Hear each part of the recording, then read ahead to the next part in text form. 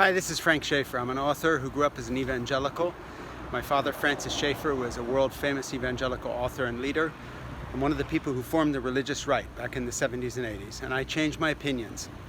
This year I'm doing everything in my power to fight Donald Trump, and I'm fighting him by trying to elect Democratic congressmen to flip Congress. Guess what? It's not because I'm a Democrat. I'm not very fond of the Democratic Party. I don't think they treat Christians very well. I don't think they understand religion. I don't agree with them on the issues.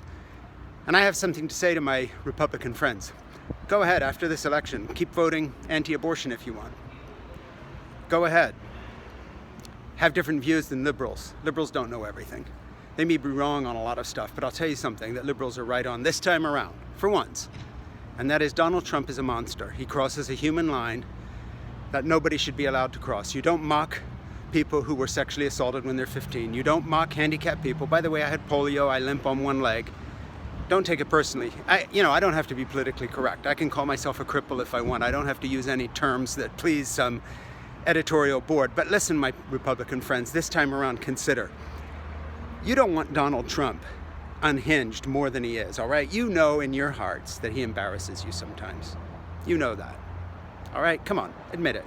Unless you're a white supremacist or a white nationalist or a Nazi, you know that. And some of those guys do support him, but I know you as an evangelical don't. You're supporting him because he has put pro-life judges in office. Guess what? They're gonna stay in office now. You won.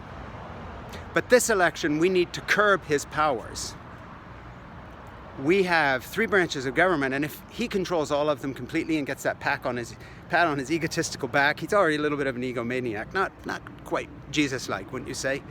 Then watch out, Katie bar the door. You won't be happy either. You don't want him totally unleashed. So at least do this. Vote for a Democratic congressperson this election and put a little check in the check and balances. You know, our founders foresaw people like Donald Trump, egomaniacs who become presidents who are not really fit for office.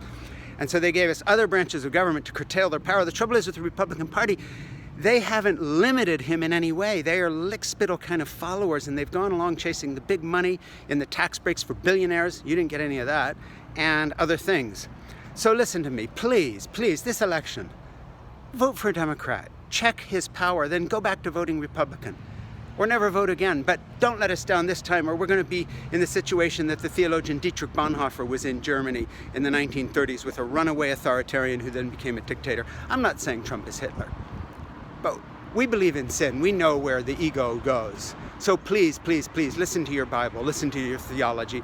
Don't allow this bad king of the new Israel here in the United States to have absolute freedom of unchecked power and a pat on the back. Please, vote for a Democratic candidate. You can do it in the secret of the voting booth. I ran into a pastor the other day who said he agreed with me, but he couldn't take me to the meeting I was going to because he said his church board, who was all staunch Republicans, would fire him. What is this, East Germany? You can't have a vote of conscience? But that said, okay, they were small-minded people in Holland, Michigan, whatever. But you can go into the voting booth, the sacrosanct voting booth in secret. You can even tell your husband you're voting for a Republican, and then you can vote for Donald Trump's enemy, if you want, who's going to curtail that power.